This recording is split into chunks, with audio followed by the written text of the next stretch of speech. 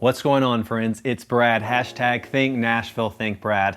And if you're tired of hearing that hashtag, well, too bad, because I'll be using it for years to come until I do something else. Maybe think development, think Brad, think skyscrapers, think Brad, think business, think Brad, think whatever I'm thinking, you better be thinking.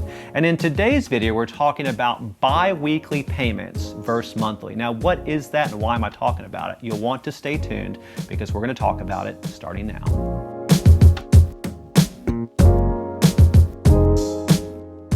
As you know, if you've watched any of the videos on this channel before, a conventional mortgage is usually the typical mortgage that most people have. And it usually ranges from at least 10 years to usually around a max of 30, although there are some lenders going up to 40. And if you are interested in other types of finance, and we've made a video on that recently about FHA, VA, and USDA loans, that link is appearing now below in the corner. Make sure you click on it. So now let's look at 3 benefits of paying bi-weekly versus monthly.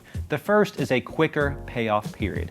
If you pay every 2 weeks, because of the way the year is 52 weeks in a year, you will wind up paying 26 times every 2 weeks or 13 annual payments. Now this is going to cut your loan down considerably, maybe 5 to 8 years, because you'll be paying more sooner and less interest. So speaking on interest, that's point number 2. If you pay bi-weekly, you're going to be paying every 2 weeks, meaning your principal balance will be reduced every 2 weeks, meaning you will pay less interest over the life of the loan, potentially saving you tens of thousands of dollars. And who would not want to have that in their pocket when they go to retire? Lastly, let's look at budgeting. A lot of us get paid every 2 weeks, especially if you're 1099.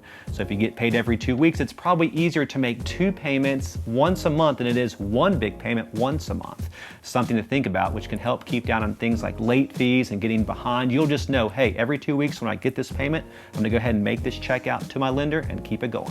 Now that we've talked about 3 benefits to paying bi-weekly, let's talk about things to consider before you make the jump.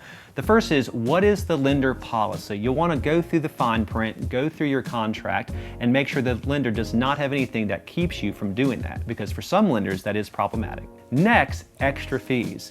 There are some third-party companies out there that help to set up these things for you, but again, you'll want to be aware of what they charge, when they charge, to make sure it works out for you. Next is financial stability.